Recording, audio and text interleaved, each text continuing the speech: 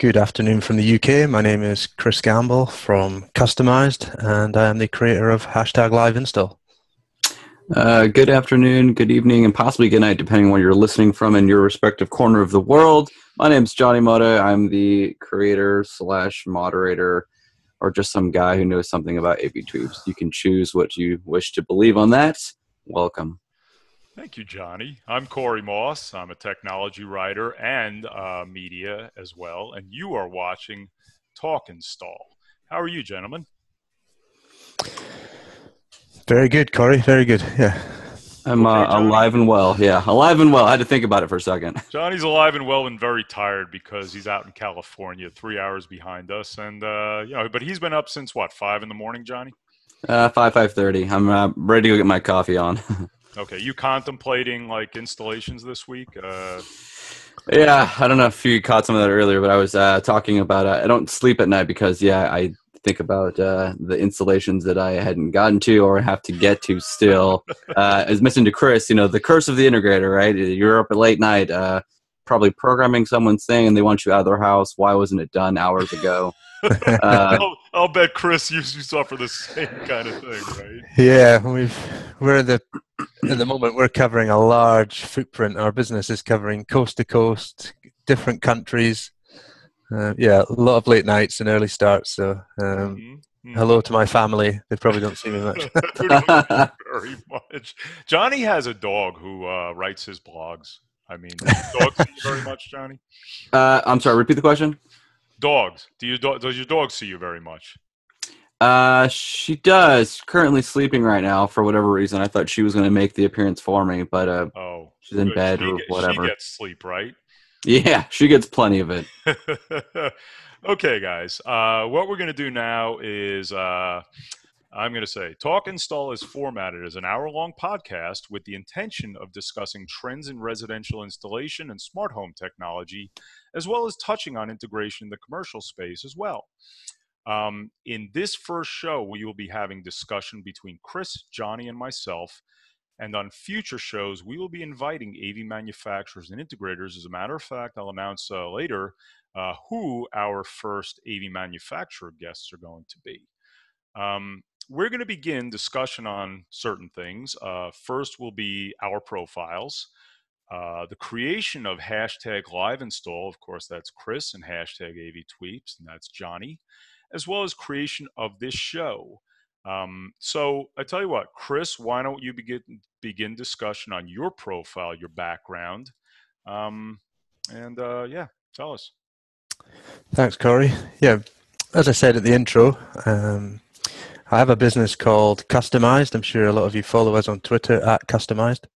We are a residential technology installer based in Norfolk, England, which is about 100 miles northeast of London. My background to where I've got now has begun in the military as a telecommunications expert, providing a lot of cabled infrastructure, wireless secure links for military purposes. Learned my trade there, learned the correct way to cable, the correct testing methods, the correct way to manage and run installations. On leaving the military, I moved back home, which for me is in the Highlands of Scotland. And my wife and I started a business in 2008 providing home technology installations for residents of the north of Scotland. That business grew to a good customer base, and we decided, instead of continuing the growth in Scotland, let's continue the growth where the majority of the work was, which is in the south of England in the UK. So this 6 months ago, we packed up, sold the house, and headed south and set up our business in Norfolk. And since we've moved, we've quickly grown a loyal customer base in a short space of time in our locality, but also in London, which is a very attractive place to go and work for smart home installers because of the amount of construction in London. It's hard not to get drawn into the smart home install space there. And probably over the last few months, you would have seen our hashtag live installs coming from London. Hashtag live install, which is now a sort of multi-million trending hashtag on Twitter for our industry, was created by my own business, Customised. And it came out of frustration that our social media followers didn't fully understand what it was that we did.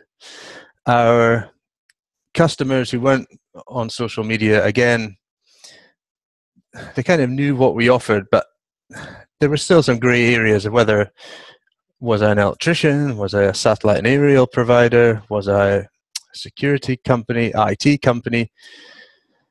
And pure and simple, we always had issues describing what we were, this hybrid trade that does do all those tasks, but more than often are probably the glue that bonds all those trades with our sort of integration skills. So we started to use hashtag live install to wrap up our daily activities on Twitter, and very quickly our followers started giving us feedback. They enjoyed the hashtag. They started to request information on how much does this install cost and how can this be done in my property, which was the result we wanted. We wanted to increase engagement. Within a short space of time, other installation businesses and social media platforms, whether it's Facebook and Twitter, installers started to pick up on our live installs and requested from me, could they also use it? And the answer was, by all means, if it can create one lead or answer a question for one of your followers, it's something to try. And so 1 became 2, 3, 5, 10 installers within a couple of weeks were using hashtag live install. Within the first year, we saw that go to 100 plus. We saw the activity between the installers increase in terms of how they were discussing how they were doing their installations, how they were generating leads offline, so through events, through websites, and through referrals, and how they were continuing to maintain their customers and grow their businesses. Within 2 years, that number of businesses using hashtag live install was in excess of 1,000 companies. Because of that, we've now gone on to set up a private social media platform for live installers to discuss technical and business related topics. And then we've also now evolved into being visible at the trade shows in the UK, so Essential Install Live, North and South shows, which have allowed us to reach out to installers who are not necessarily switched on to Twitter or Facebook. And we have events which are hosted by manufacturers and suppliers to the trade in the UK. And later this year, we will be launching a subscription service for installers to get even more benefits from the community. That is to kick that off. We're looking at the moment, we're investigating a Kickstarter campaign to fund improved websites, improved presence at shows, and not just at trade shows, also at consumer-facing shows. So live install takes up a lot of my time, but it's very, very enjoyable, and it's really helped grow my business and helped me hit the ground running when we did relocate to the south of England. I think Chris's story is far more elaborate than mine. I think the YouTube side of things, I would refer to myself as what I'd refer to others as a hashtag whore. You can censor me if you'd like. I said it. I wanted to engage with other people like Kris or other people out there that were doing audio, video, lighting control, automation, because that's the industry that I was in. I started this back in really early 2009, and I, hashtag everything. Okay, this picture today I'm, doing hashtag lighting control, or it was audio, and it was today it's, this video, or then it became AV because AV is pretty essential to audio video. But then it was like, okay, well, I want to talk with other AV people. I would slang, and it was like AV peeps. I said AV peeps. But then on Twitter, people referred to themselves as tweeps, and it eventually, shortly after that, became AV tweeps. And it kind of just spread really fast once I started finding other people in the industry, like yourself and everyone out there. And it was sharing information, and a lot of it was just sharing, like Kris did his live install, which actually I think makes a bit more sense because it's, this is a live install of what we're doing. I was sharing boxes of the automation product, and it became like, when I connected with those other people, it was like a guessing game, like, oh, what is that? And I wanted to install that, or I just did that. And it became like feedback, intertwined, or feedback between, two installers, whether or not we were competing in the same area or on different sides of the United States or beyond. It was good information, and then we connected, offline or via text, phone, and it became like a big community support. Hey, how are you doing this? I heard you talk about taking brand X and another brand X who claims that they don't communicate with each other, but you're clearly doing it. I want to do that. How do I do that? So kind of became like, just a big network of people who wanted to help each other. And it was kind of cool to see what other people were doing, were trends in their industry, and just really trying to connect and help, really. I don't mind helping other people, especially if they're not jerks to me. Helping, I think our community is really, really good. And if you're willing to help a live install, AV Tweeps are two huge communities out there. So if you are on the Twitter, those are the two hashtags to check. Instagram is very visual. We're going to see the best imagery of like nice, beautiful racks or installers, or what people are referring to self as or others as hack jobs. You'll see a lot of spaghetti, like wire intertwined mesh work, things hanging from one side and kind of connecting and just kind of floating in the air. And it's what I call AV shaming, or things like that. It's funny and it's sad at the same time, but it happens. And if anything, it might kind of encourage other people to be better and produce better work. Like Kris is saying, like showing some, doing things the right way, and showing that kind of information takes people who aren't in our industry, in our homes, to see, oh, that's cool. Like, you'll get a phone call, or Kris get a phone call, like, hey, how do I get something like that in my home? Or what does it cost? It starts getting other people who maybe aren't familiar with this product, but are now interested to reach out. And ideally, I think that's best for everybody. Like you mentioned in London, I've never been there, but it sounds like that's a great place for this type of installation. And it's very common with the construction. I live in Sonoma County, wine country area, and work in a very similar area called Napa County, right in the heart of Napa. And those are usually people's second or third homes. I just happen to like rent a tiny little spot up here in Northern California, so it's my only home. I don't have lots of money, despite what integrators will say. I don't think we get that much money, but it's very common for these types of things to happen. Whether or not you have a large extravagant home to just something small, automation and controls is very, very more popular and kind of in demand. I would say that because given two houses next to each other side by side, just say they are identical, the one thing that sets them apart is if one has some sort of controls on the inside. That's what's going to set the two apart. And you might pay a little more for that one next door, because if you're comparing them to buy the two, if one has that luxury / convenience, they're going to tend to the other one if they're in the same price range. It's really going to set the two apart. That's kind of my story. Sticking to it. Right, and sticking to it, exactly. All right, well, I'll tell you a funny story, I guess, before we get into this. You talk about, it's funny, there's on Facebook, AV Install Nightmares, and you do see, certain things with installs, cable things. And I was in the AV integration space and sales here in the US, of course, for over 15 years. And I saw my share of weird projector hangs, cabling messes, just racks not built properly, interfaces put in the wall crooked. But one of the funniest things I saw was not a home install, it was a data center install where the racks, the data cabling, basically covered the whole rack. And they wrapped it around the racks. And looked like it was 4 racks maybe. Yellow yellow cable, just you couldn't see the racks. And it's one of the funniest. I shared it out. It's one of the funniest pictures I've ever seen. But you're right, Johnny. You see a lot of these things, and certainly installation or installers should pay attention to this.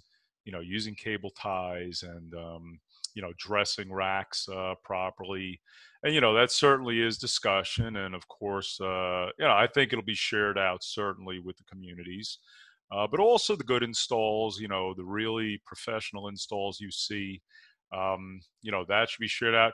And really what we're going to see in this is, and we'll talk about this, Kris, in terms of your community using Yammer to communicate its social media collaboration. Hopefully the AV Tweeps community gets involved too, to discuss such things about, again, proper cabling techniques, rack building, and all of that.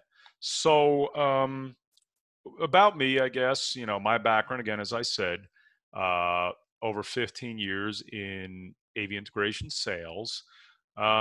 Really actually started back in about 98.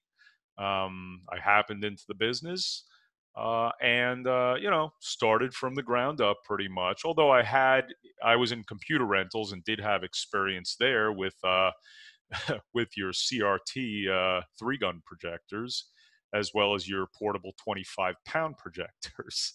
So I don't know if you guys dealt with the luggables, but I certainly had my share of dealings with it. But I configured road shows for one company, and I was basically putting in the projectors, the switchers, distribution amplifiers, working with Mac computers, working with PCs. That was really my start. But getting into sales, again, ground up, getting CTS, uh, working on everything from boardroom, meeting room installs, school, higher ed was really one of my biggest spaces to work in. Probably my most lucrative jobs as well. And really concentrate. I designed furniture, inlay equipment, touch panels, touch displays, things of that nature. And in essence, I was tasked with creating, different kinds of furniture and all. So really my forte was in a lot of different things, not just in sales, but in, doing scopes of work and working on equipment lists and, and how many salespeople out there are doing the same thing. But I would say, you really build your profile in terms of as much work as you can do in the integration market, and or for the end users as well, because I made myself the sole point of contact. So if you got a problem, you call me. I'll reach out to the manufacturer.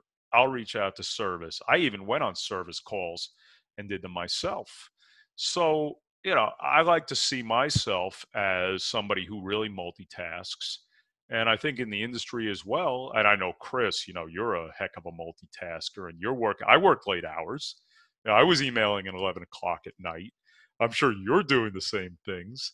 So, as far as I'm concerned, that's pretty much what I do. And, that's pretty much my background now.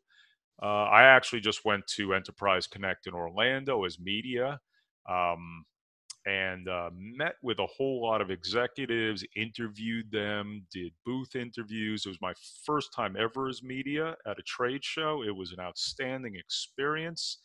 I've written blogs. You'll all find out about them with, booth videos and executive interview videos. So, a very big experience to me. And now this has branched me out as well as a knowledge base in collaboration, cloud computing, virtualization, mobility, BYOD, even mobile security and cybersecurity, as well as Internet of Things. So I've expanded my knowledge base on a large basis. And now when you talk about Internet of Things and all of that and devices and mobility, that works right into the home integration space and smart home as well. So I think the nice tie-ins there, make a lot of the difference as well. So that's kind of where I am right now. I've been a blogger since April 2013. I blog on a whole lot of different. I just did a blog on bioluminescence and projection mapping because I was in the Smithsonian one day. Turned to the person I was with. I was in the the marine life, saw bioluminescence. Turned to the person I was with and said, "I'm going to blog on that. I'm going to find out something AV related." Sure enough, I did, and I put the blog up. And it's just I like to write on the different. So anyway, that's my current profile and background, and we're going to move on to actually the creation of this show. So, Kris, why don't you start that discussion? Yeah, I think for a long time, live installers, including myself, had followed AV Insider podcasts, Cavalry Ride podcasts, other podcasts like Home Tech, AV Shop Talk, AV Nation. Now, if you think that most of the concentration of live install is UK, there was not a UK perspective on any of these shows, which I don't know. Maybe we're shyer than you guys. I don't know. But when Cavalry Rides and Rave Publications reached out to myself to appear on their show at ISE as a short 15-minute discussion about live install,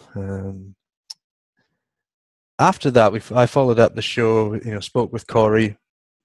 He said it would be great for exposure of live install if we got you more on the show.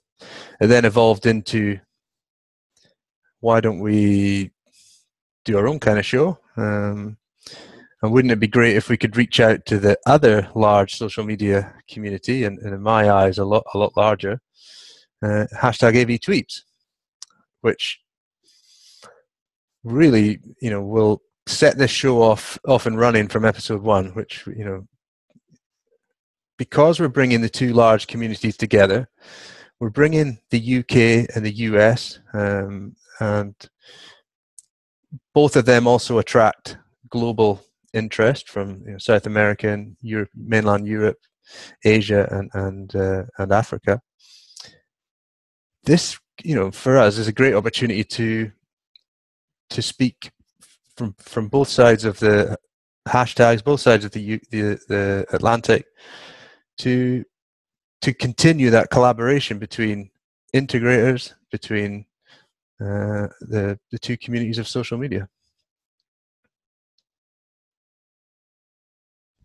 And I was reached out by a guy named Corey, who just met and heard his story on the show. Cavalry Rides, Rave Publications, everywhere else in between, trade shows, and kind of just talked about, connecting with live installers and just really kind of trying to collaborate on a global scale with all of you guys out there, really. We wanted to talk, about current trends and see what everyone's doing, and really just bring us all together. And that's the main show. I mean, it's bringing us all together. We are one global network. We're all doing similar, if not identical, things. Why not work on a larger scale? I like what Kris is doing with their Yammer site. Talking about and helping each other with what they are doing. And there are different methods of other people doing out there, whether that's, through blogs or just, behind the scenes, in person, different sites, meetups and stuff. But I like what they're doing. They have like a dedicated space for that, for you guys as an installer to kind of connect and really talk about what's going on. I've seen different groups and stuff. There's a little bit unique. And so I said, sure, I can talk about stuff and things. I do that on another show with you guys have heard about, called the Cavalry Rides. Have a little bit of experience with integration for the last 10 years or whatever it is now. And I wanted to connect. I wanted to bring current trends and topics and discuss that. Probably not in a humorous way, but it's going to come out. I wanted to talk about that. I wanted to see what you guys are all doing and really just connect with you all on that type of level. And thank you for the mention, guys. I really appreciate it, and that's probably why I'm here. The whole thing really began with Cavalry Rides and, Mark Cox and my partner in that, and, later Chuck Espinoza. it was very interesting because, I was behind the controls of that a lot and really started, hitting certain hashtags. And that's really how I built, the Cavalry Rights following. But one of those hashtags was hashtag live install. Of course, hashtag AV tweets was hit a lot. But what ended up happening with hashtag live install is they became one of our closest followers. So really, they were tagged almost as much as AV Tweeps at that point. And I think what that did was really brought their community into us in a way that, they were just as important to us as any of the other communities, people that, were tagged. Even Follow Fridays was tagging Customized and at live install. So, it really started bringing the community into our realm.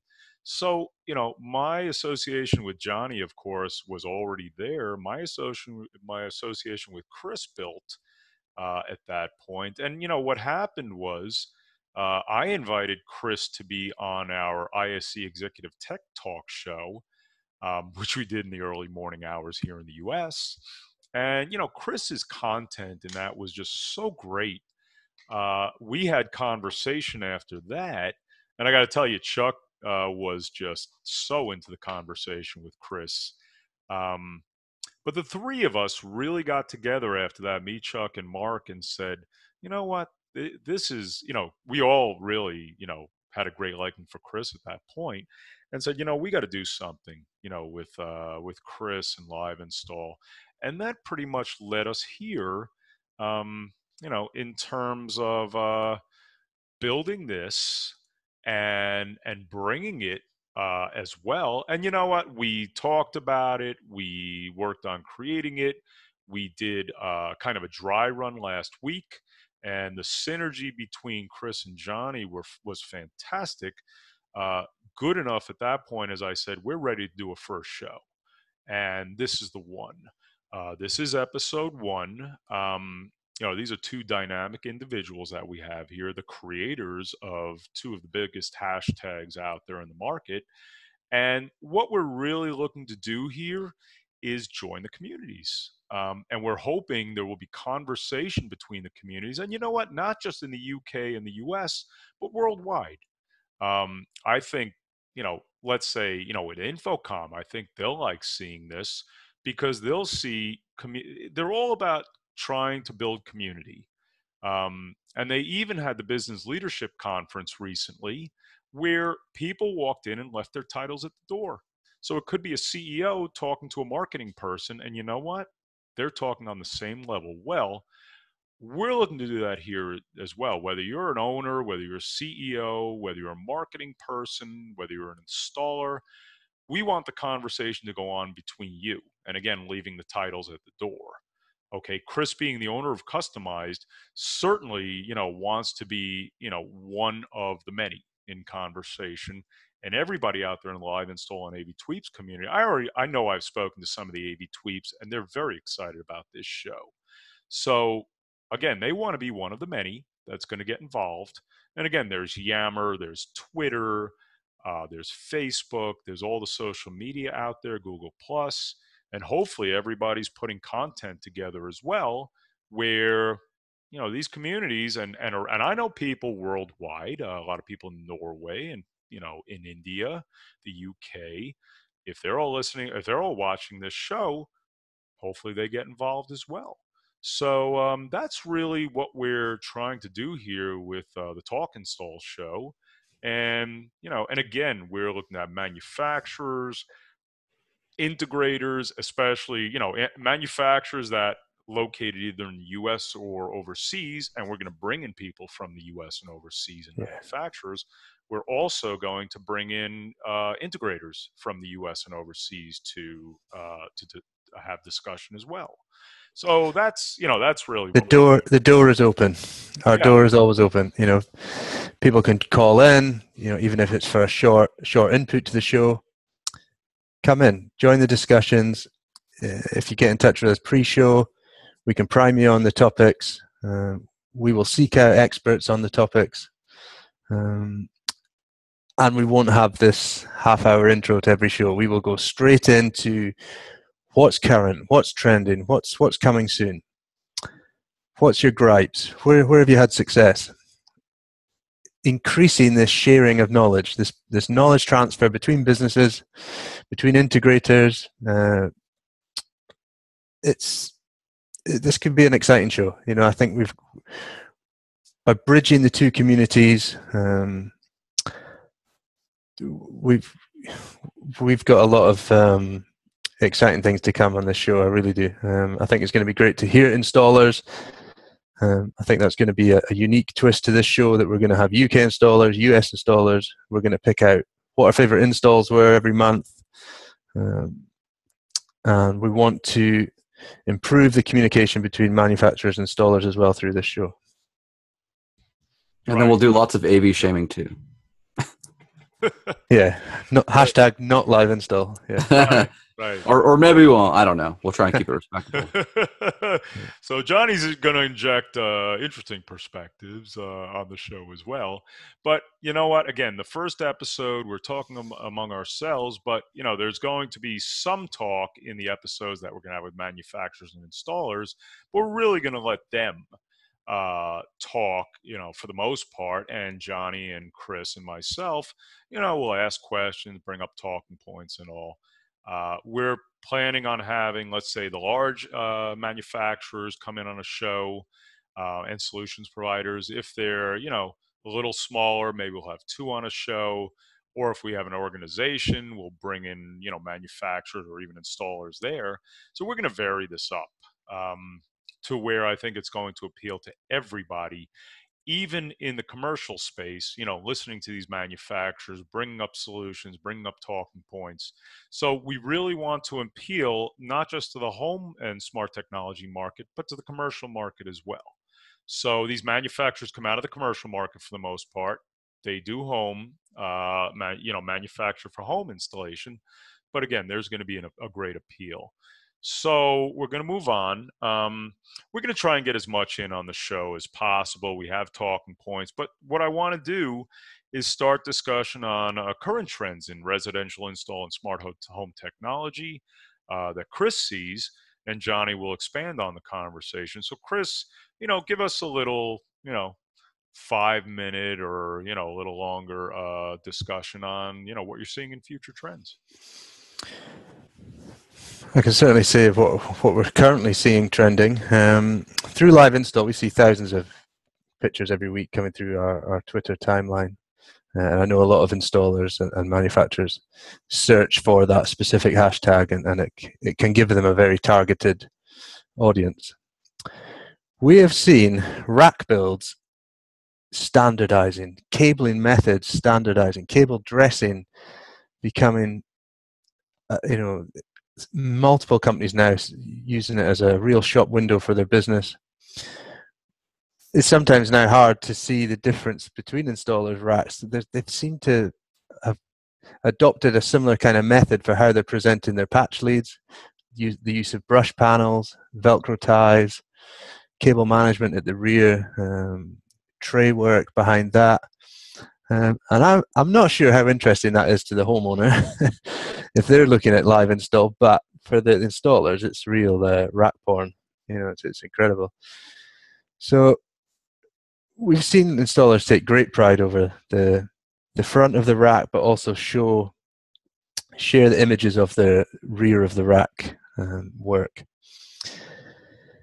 Another trend that's really, kind of being forced upon us by consumers is the more and more the use of consumer-facing brands, and the kings of those are probably things like Sonos and Nest, and Sonos has been around for a while, certainly in the UK, and Nest is kind of starting to grow in popularity in the UK. I know it's a couple of years behind the US. It did launch a little bit later in the UK.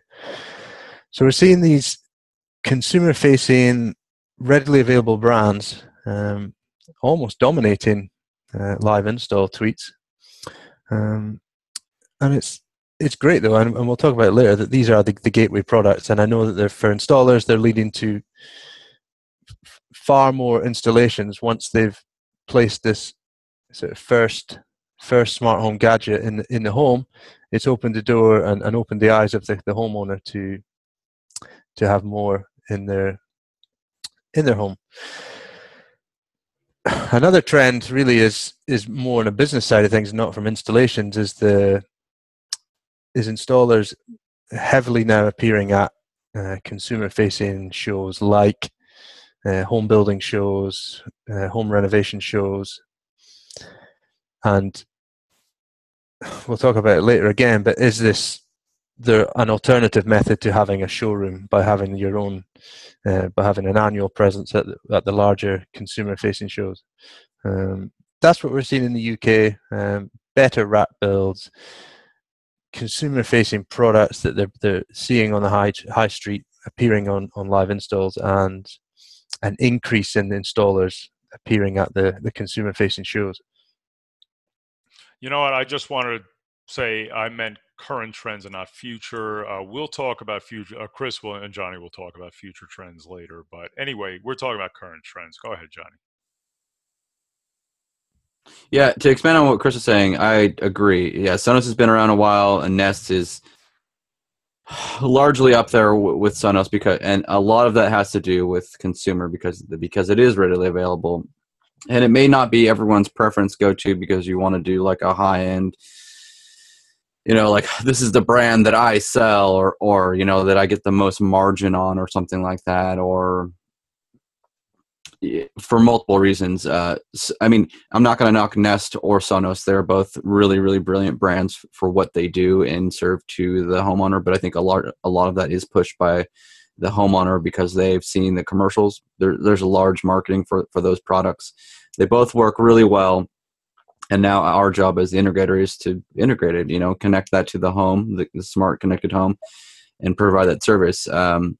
And we kind of did like a primer on this in the last little dry run of the show. The group of us, we talked about that. I think that is largely in part, you could do just, one smart connected thermostat from Nest, or, just a tiny little Play One, or as an entry level opening foot in the door to the consumer's home. And then, once that's set up and running, and it pretty much is flawless for the most part, assuming the internet doesn't go down.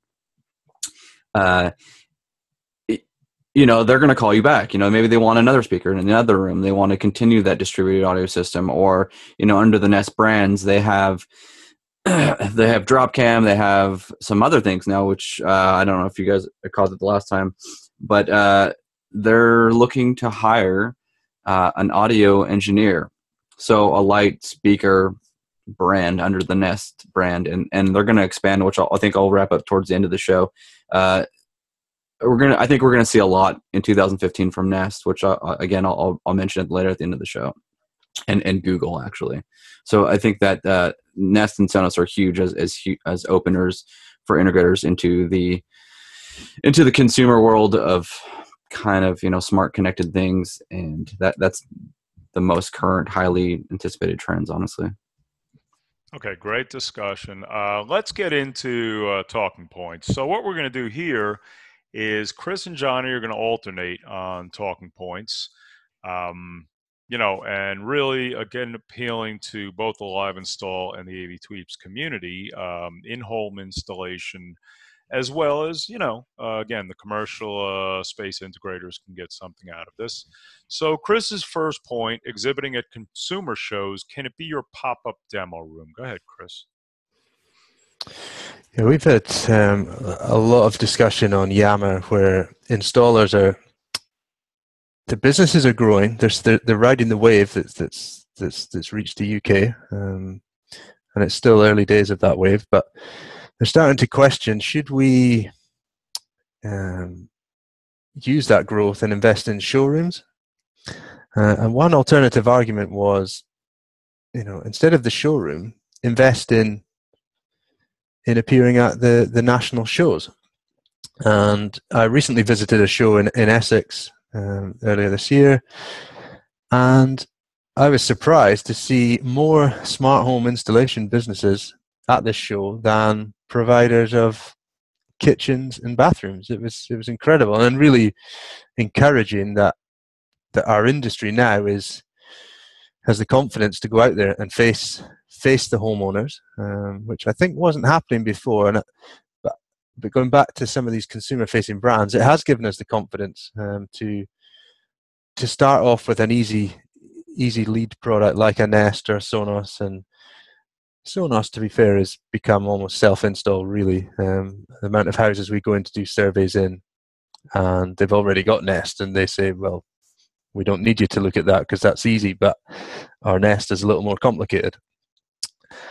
But once you appear at these consumer shows, it is full on 100% homeowner after homeowner quizzing you on, why do I need this brand? Why does it cost this much?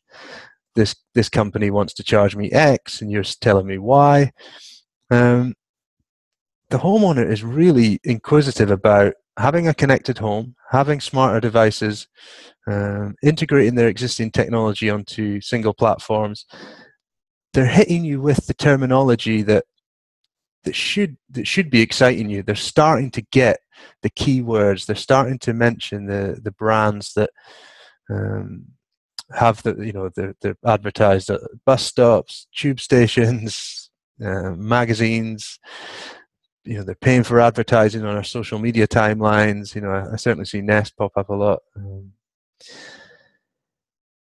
I can see this year being increasing with the amount of installers appearing. I'd be interested to get an installer's perspective on, is that slowing down their move to having a showroom?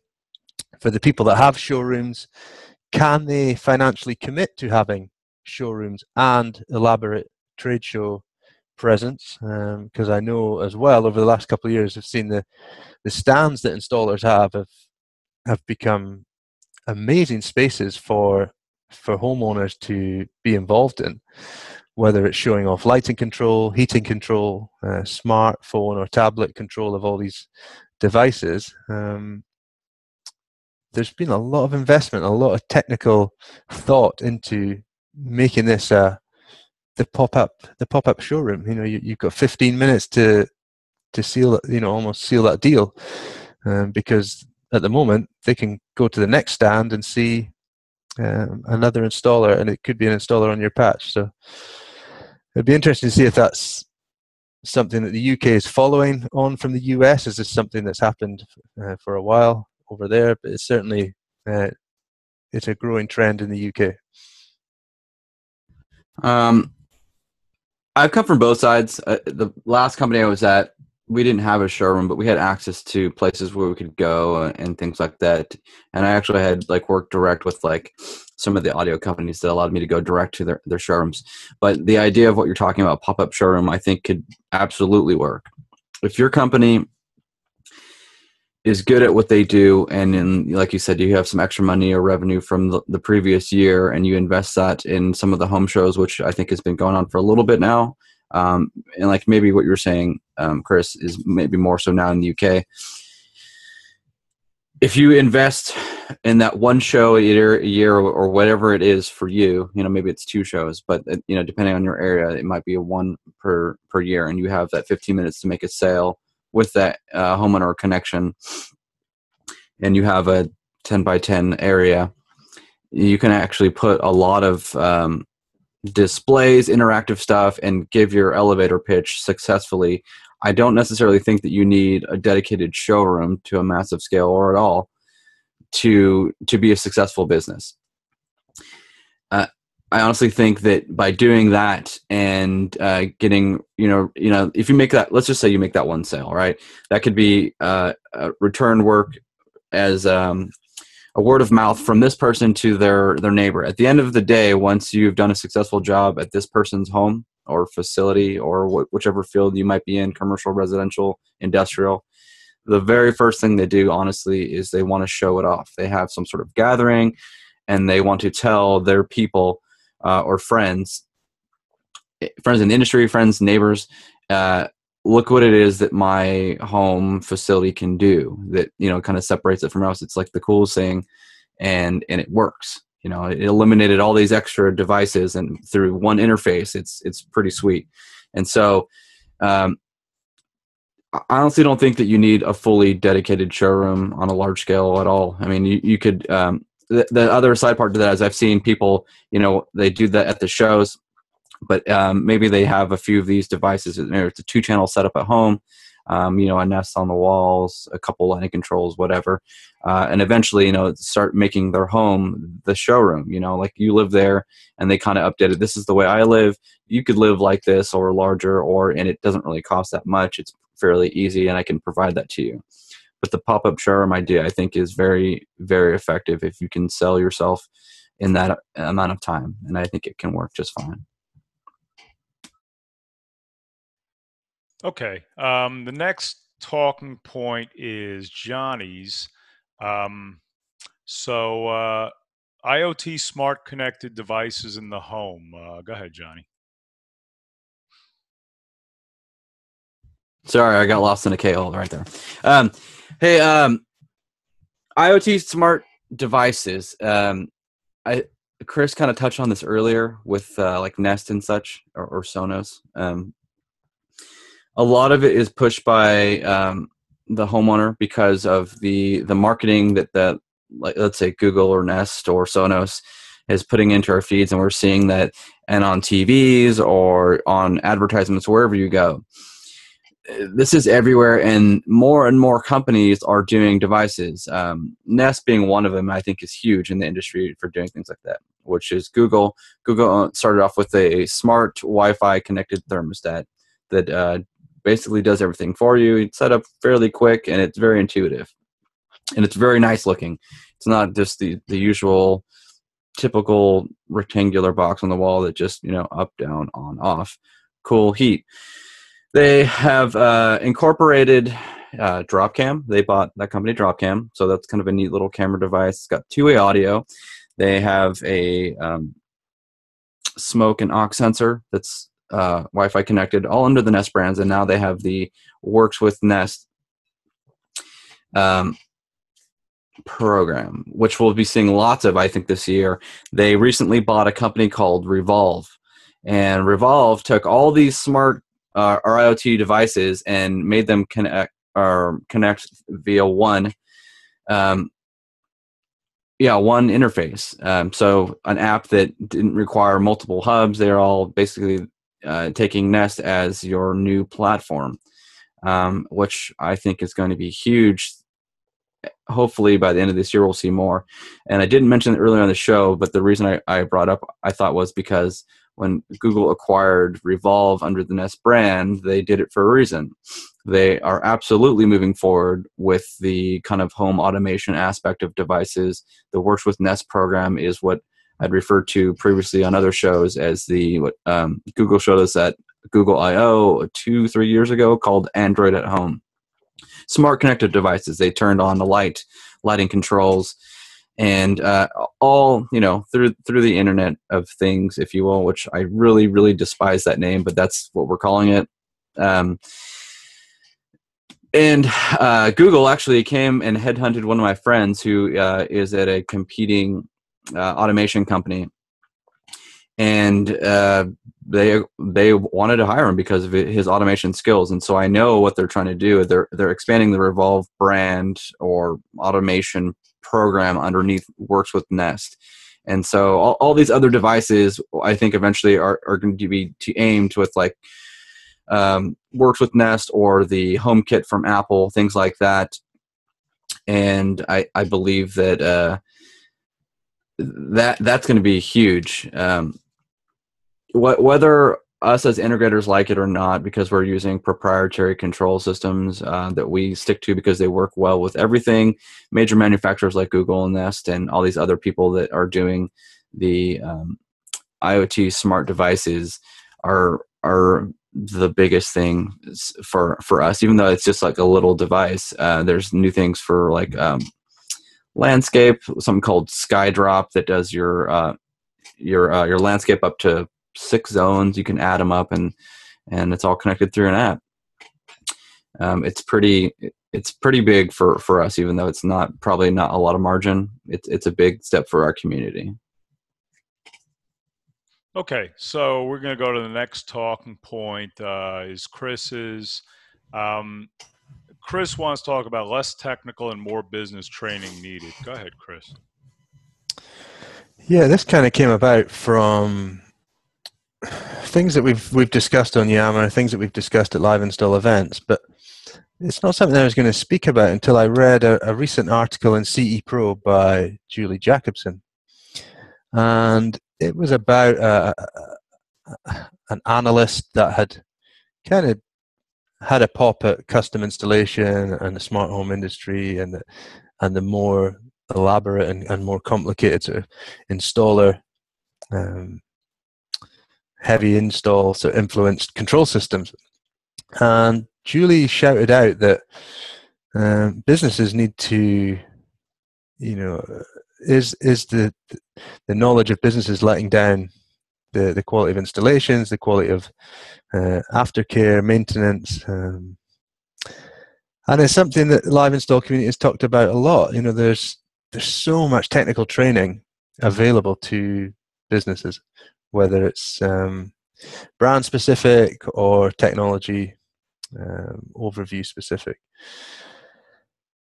which is great. We need that because new technology is coming all the time, and it just from some manufacturers it appears to come at sometimes too quick a rate. You've only just got used to one system and they've brought out a revision or new programming tools or whatever they've got.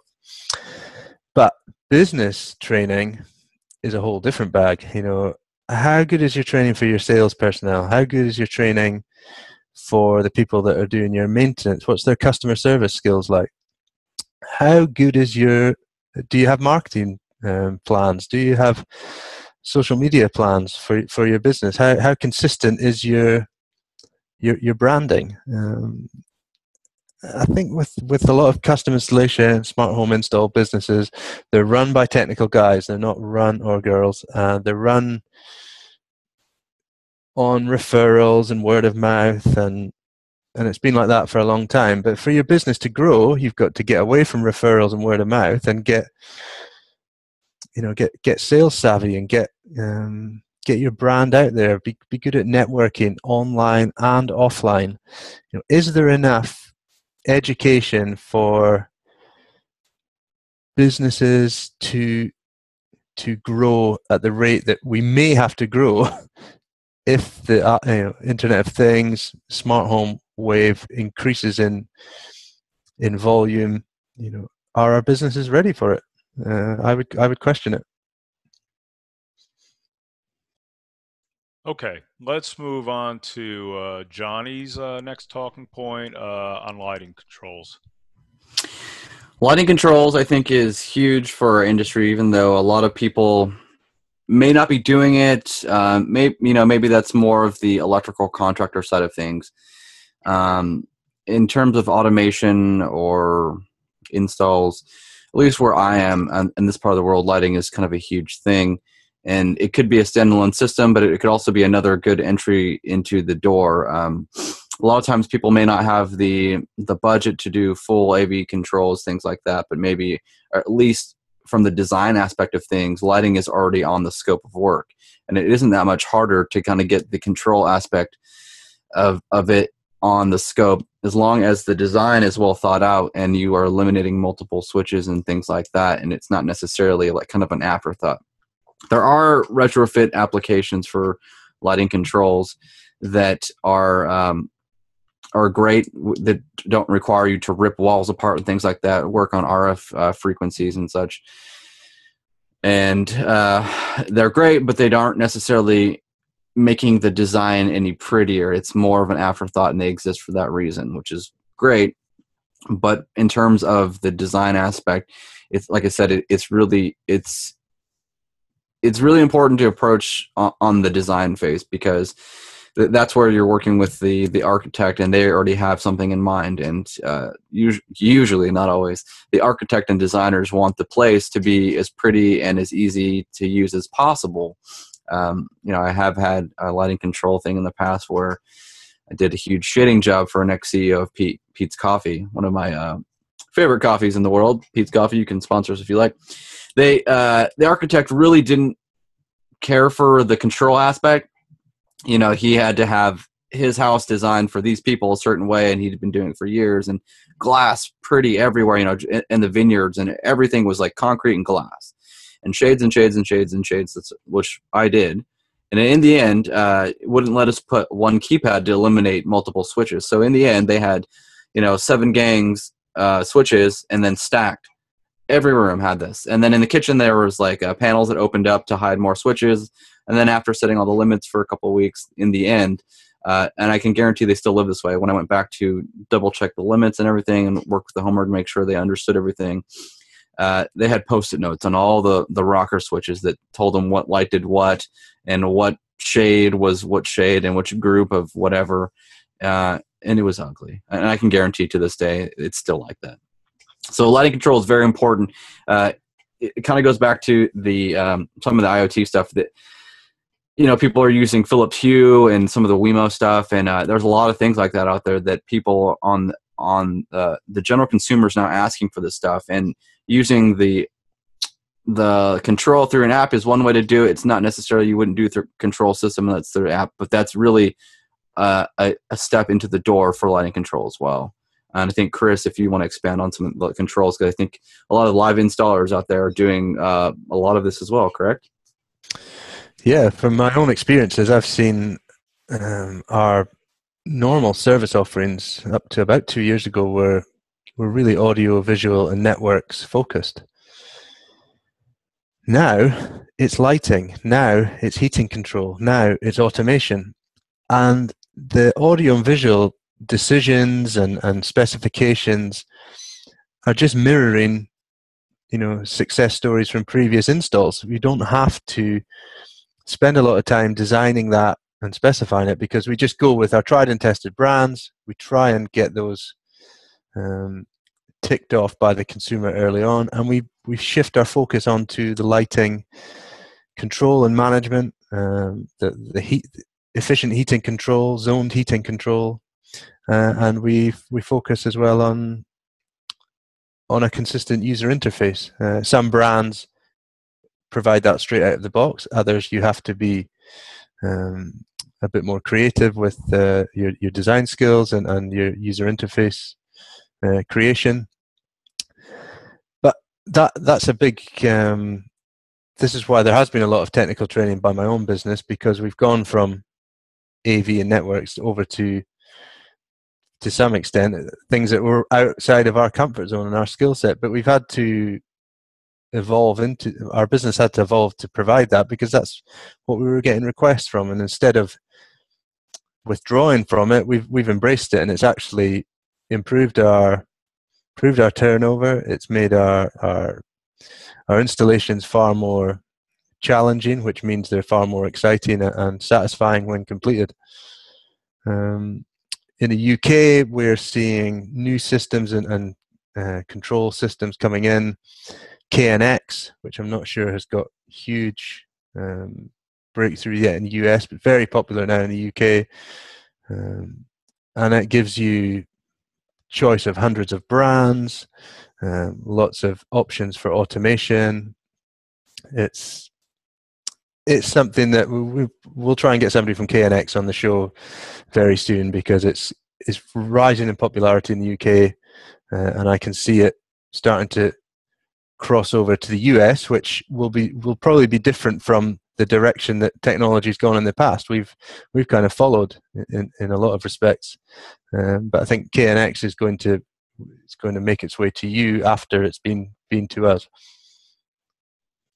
Okay, Kris, Johnny, great discussion points, and on the next shows, we'll still have discussion points, probably geared more to the manufacturers, as well as what they bring to the table. So anyway, I want to wrap up the show, but before I do, I want to introduce Crestron as our first manufacturer guest on the next show. And what I want to do here is just have a very short discussion on control solutions. So Kris, go ahead. Yeah, kind of leads on from needing to control so many services now in the property, Whereas before, your kind of remit was, if you can take care of the audio-visual, maybe the IP security cameras and the Wi-Fi network, that's kind of our job. But we've seen in the UK the residential installer getting more involved in the heating, the shades, and the lighting control, which is great because I know that it's going to make our businesses stronger. It's going to allow us to expand our businesses. With something like Crestron has brought a whole new twist to it, and others have followed or maybe have come at the same time, where we're going to give the homeowner control of their interface. We're going to give them control of their preferences, and there will not be as many call outs, but the installations will be quicker. The installations should have less headaches because we're kind of simplifying them a bit. And I think by giving the homeowner control, that's the way it should be. It should have been that 10 years ago, but things were obviously more complicated. And having tablets and smartphones have made it easier for us to now transition almost the programming of their home is now it looks like it's going to become the homeowner's responsibility. I lost my train of thought, so you'll have to excuse me. It's the allergies in springtime here in Sonoma County, so forgive me on that. Future trends. I'm glad you know what we have Crestron on the show. Not to show brand favoritism, but I had been using them for years, and they've been around for years. In terms of having them as the first guest, I think it's going to be great because they've been doing it for so long. I think they'll have a lot to bring on automation. In terms of future trends on automation, I think some of what we've already discussed, the Internet of Things, smart connected devices, is just going to grow intensely this year. As I mentioned earlier, there are lots of devices out there. Nest is buying lots of brands to incorporate all that as one control system. So that's, I think, Google to watch as a major control system is going to be huge by the end of the year. But probably a lot of just the intertwined smart connected devices where you just go and replace existing systems and they will all work together.